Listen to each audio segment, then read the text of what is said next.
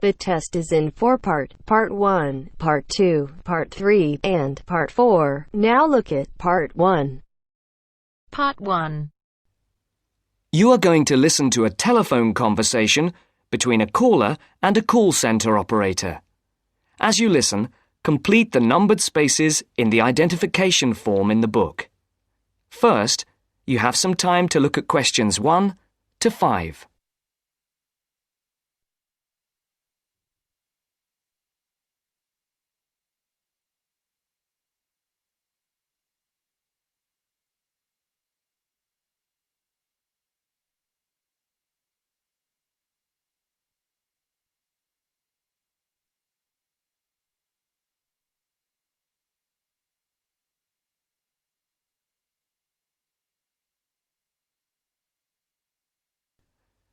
You should answer the questions as you listen, because you will not hear the recording a second time.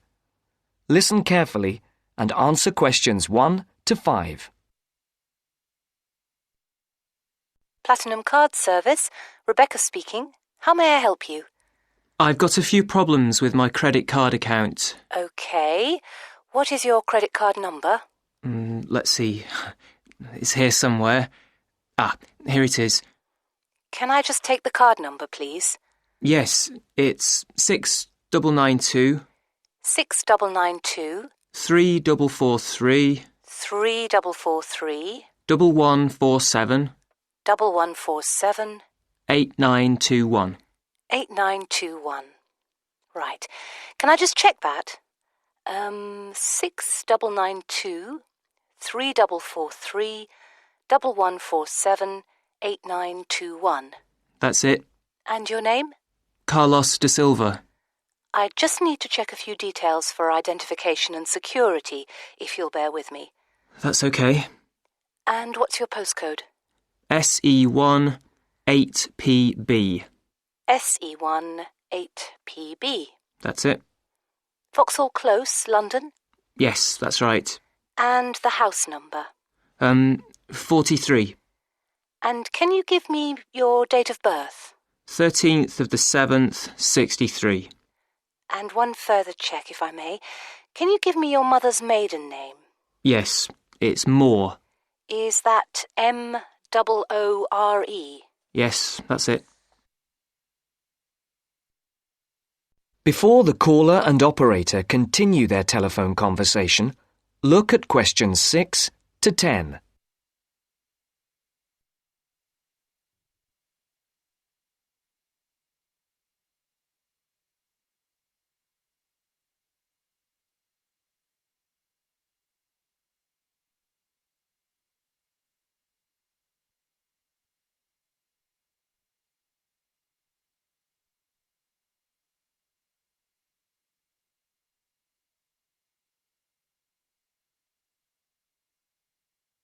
Now listen to the next part of the conversation and answer questions 6 to 10. For these questions, there are 3 alternatives: A, B, and C. Decide which alternative is the most suitable answer and circle the correct letter. Yes. Now, can we get on with this? Yes, sir, certainly. I'm sure you'll appreciate that all these checks are necessary for security reasons. So, what exactly is the problem? Problems? Okay. Well, first, your computer seems to have gone mad. I sent you £500 and on the statement for the account it shows that I only paid £300. Yes. The account does only show £300 was paid.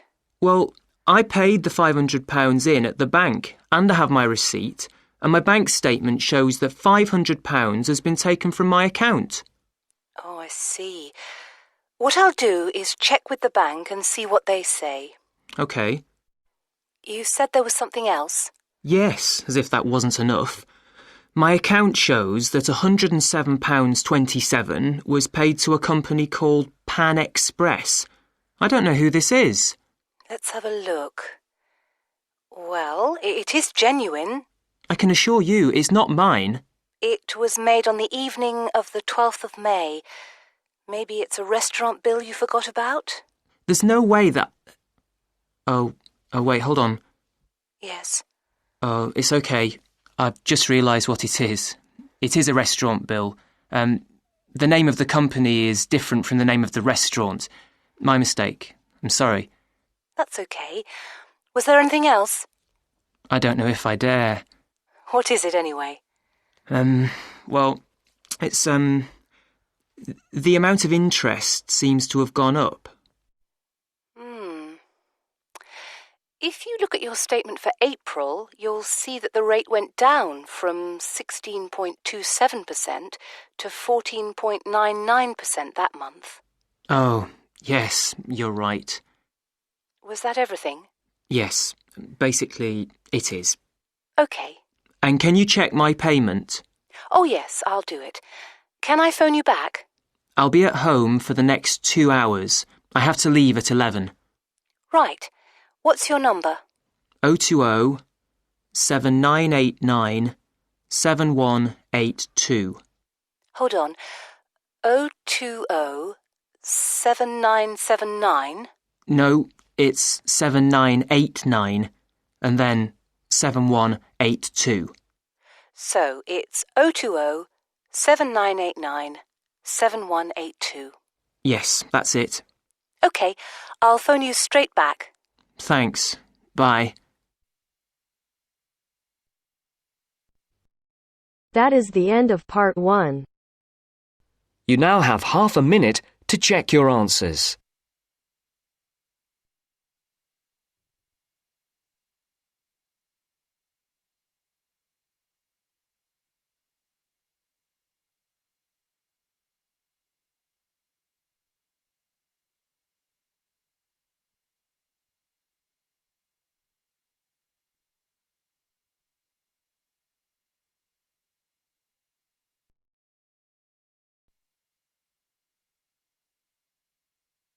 Now turns to part 2.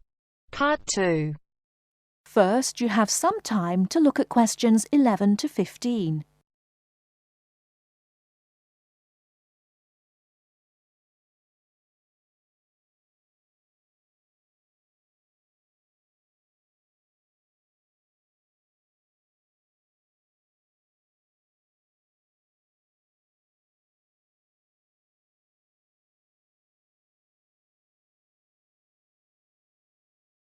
Now, listen carefully and answer questions 11 to 15. So, Enrique, have you started your research project on cities yet? I've done a bit of reading around the topic and made a few notes. But, if I'm honest about it, I really haven't done as much as I'd have liked to because I'm finding it a bit difficult. You don't know how relieved I am to hear you say that. I feel the same way. I think the key is to be able to make valid research questions. You're probably right about that. Didn't we have some lectures on how to write research questions? I think it was towards the beginning of the term. Yes, we did. I've got my notes somewhere in this file. I tell you what, why don't we look at the notes together and then try and come up with some research questions? At least that would be a good starting point.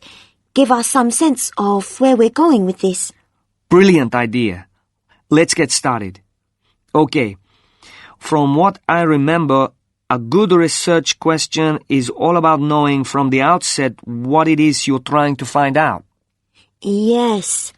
And now that I'm looking at my notes again, I see I've written here that it's to do with understanding and evaluation. So, understanding a particular issue and evaluating any problems around it. And of course, a very important part is not overlooking any research that has already been done. Past research is just as important as what is being done now. It's a bit, I suppose, like looking at the research that's already been done and seeing if it agrees or disagrees with your own ideas. Sure, I hear what you're saying. But to do that properly, you have to have a clear idea in your head what your own research question is. And by that, I mean specific areas you want to focus on. Let's face it, there's so much information out there, and we can't possibly include it all in 2,000 words. Don't remind me. The thought of writing 2,000 words at the moment seems like a huge mountain to climb. I know, but let's try to make a start. I think we're meant to be identifying what makes a successful city, and also try to explain why there has been such a steady population movement of people from rural to urban areas. But I'm a bit confused because I don't think this is meant to be the main focus of our research. Perhaps that's why the lecturer said we need to write questions, and that must be our starting point. Okay, well, what we're investigating is more than simply what elements make a city successful, but we're also trying to offer possible explanations. So, we have 2 questions. Why do people want to move to cities? And why do people choose to live in them?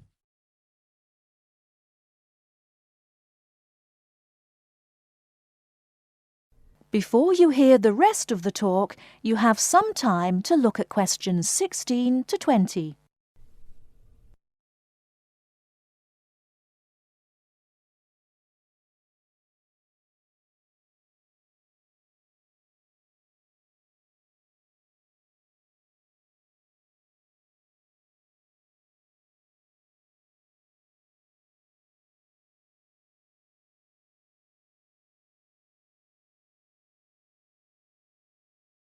Now listen and answer questions 16 to 20. Okay then.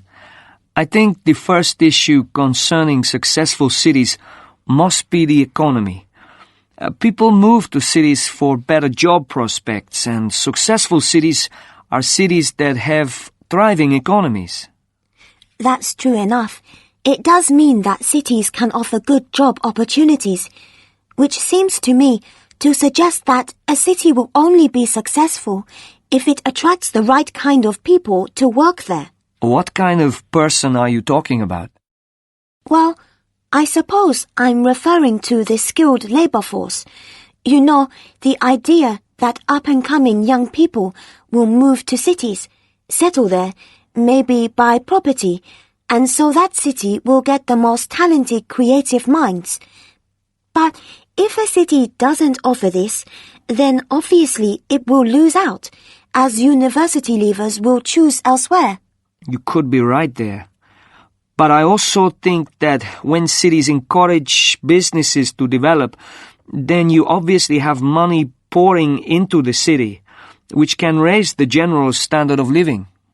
So we've definitely got a question worth investigating.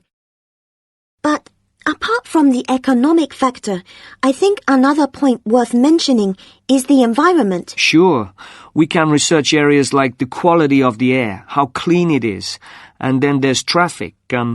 Is there too much traffic? How is it controlled? And also the issues of noise pollution and how the city manages its waste. Oh, and I nearly forgot. The environment includes green spaces like parks. Those are all valid points, but I think you've overlooked the whole issue of beauty. Beauty? Are you sure? What's beauty got to do with the environment? Well, don't you think if you were deciding whether or not you would live in a city, your first impressions would be made with your eyes? So, the buildings in a city are really important. If the entire city looks like a concrete jungle, then it's unlikely to make people want to live there, is it? I think successful cities are those which have managed to strike a balance between old buildings and new ones. So, of course, you'd have some buildings reflecting more modern architecture, but others that haven't lost their character and still represent the past. You're right, actually. I've often thought that buildings tell a story. I mean, you can tell the history of a place by looking at the buildings. I know exactly what you mean. And let's not forget that the environment includes cultural aspects. So, for example, what's the cultural life like? For me, a successful city will be attractive because it will have lots to offer, like a good nightlife and a wide variety of places to visit in the day, like museums and galleries, places like that. True, true. My own view is that some cities have an energy about them. They're exciting to be in. And other cities are the opposite. Well, we've covered so much ground here. But I think there's one final aspect we should research. What's that then? The social aspect. Because, let's face it, cities are made up of people. They are. And surely a successful city would be one where there is a sense of community, a place where people would feel safe and want to raise families in. This topic is limitless. That is the end of part 2. You now have half a minute to check your answers.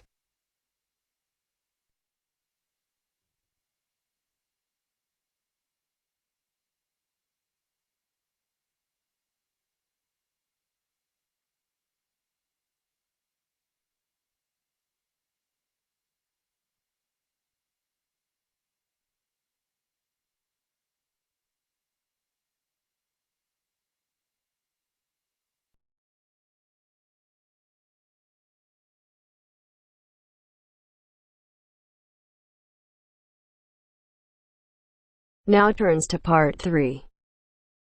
Part 3.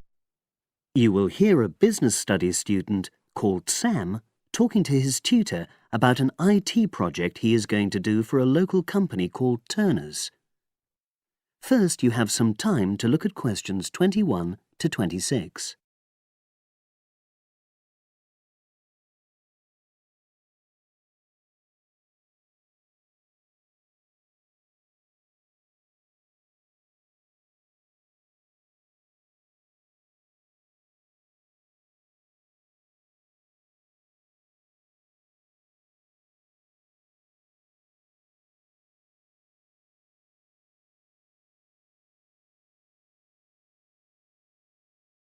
Now listen and answer questions 21 to 26.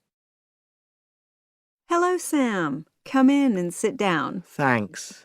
You're here to discuss your company-based IT project, aren't you? Yes, I've been to see the manager and he's given me a lot of ideas about projects that the company would find useful, but I wanted to ask your opinion about them before I choose one. Yes, that's fine. Now, this company's called Turner's, isn't it? That's right. It's a small engineering company.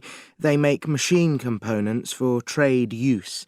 They're well established. They started in 1976, but they're a bit old-fashioned. Okay.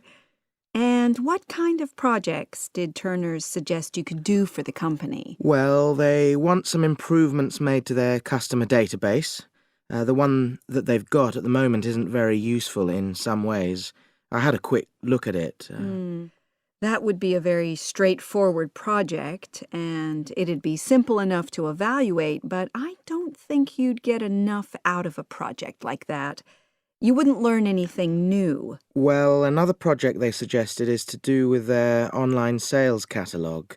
At the moment, customers can look at their products, but they can't actually order them online, which must affect their competitiveness.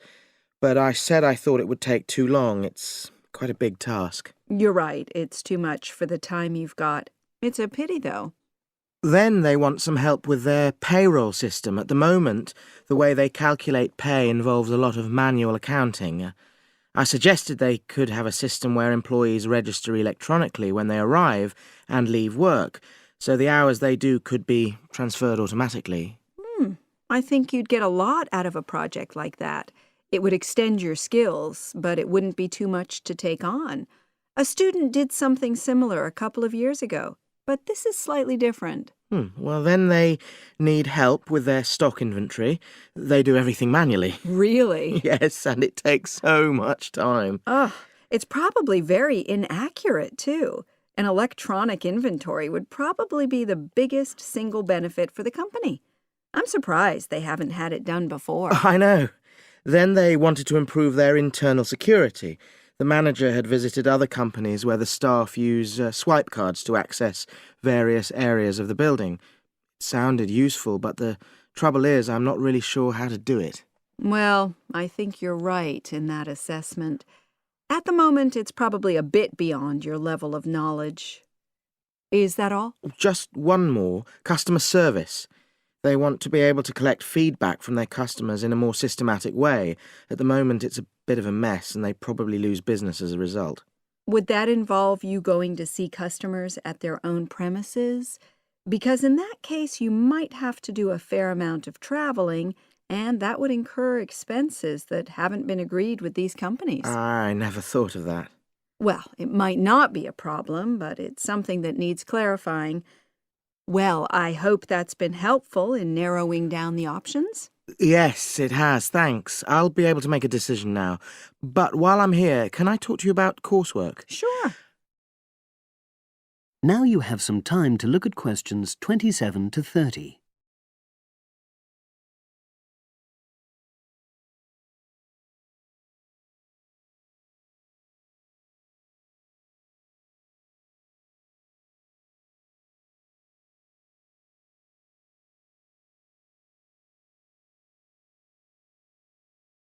Now listen and answer questions 27 to 30.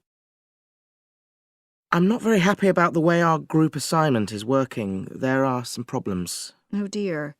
Are people just not getting on with each other? That's the worst thing. Actually, we're all friends. It's not that. But when we're having a discussion about the assignment, one or two people end up doing all the talking and the rest don't say anything. It's a bit frustrating because we need plenty of debate. Well, that's a common observation. You're studying in a group with people from all over the world, and you all have your own ways of participating. In some places, students are more used to listening than talking, and vice versa. I suppose you're right. I'll try to remember that. Does everyone pull their weight as far as sharing the workload is concerned? I'd say they do, yes. And our group elected a leader. She's very good at making sure no one's overloaded. But personally, I feel that there are just too many of us in the group. Whenever we try to arrange a meeting, there's always at least one person who can't make it.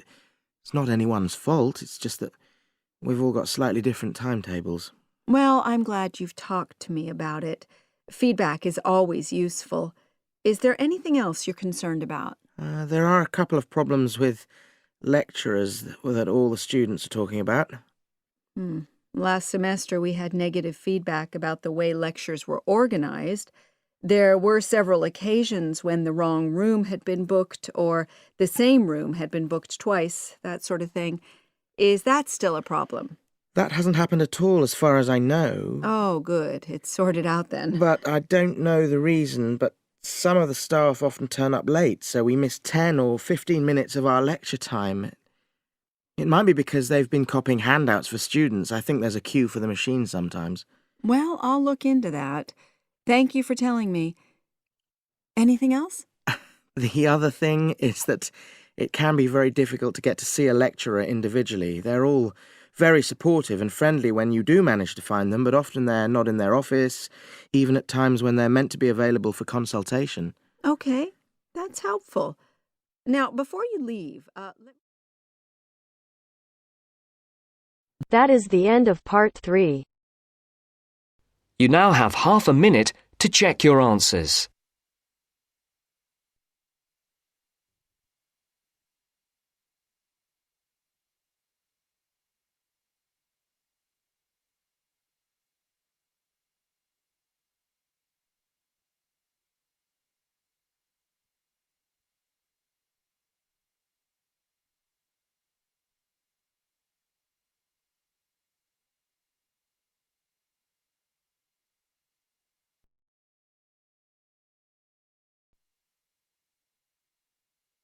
Now Part turns to 4. part 4.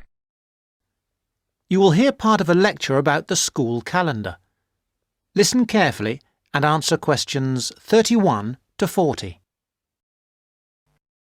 First, you have some time to look at questions 31 to 40.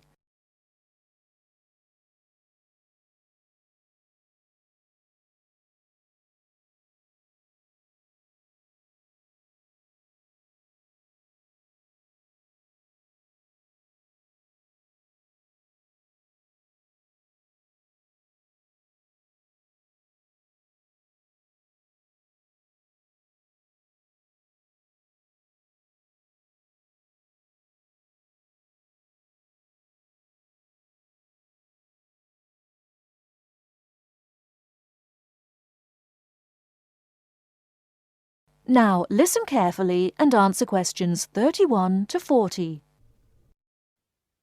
So, having seen that the six-term system has passed the test of cost-effectiveness, we can move on to the educational aspects of this arrangement. Firstly, all the terms would be approximately the same length. Instead of terms up to 13 weeks, which we have now, there could be a repeating pattern of 7 weeks of term time plus 2 weeks of vacation. This would be repeated 6 times per year. How does this affect the effectiveness of the educational provision? The most noticeable result would be that the very long summer holiday would be reduced in length. This byproduct of the six-term system could be beneficial. There's plenty of evidence of huge learning loss by pupils during the summer holidays. By learning loss, we mean the amount that pupils forget or lose during a holiday break. Ashley carried out a number of analyses which showed this conclusively.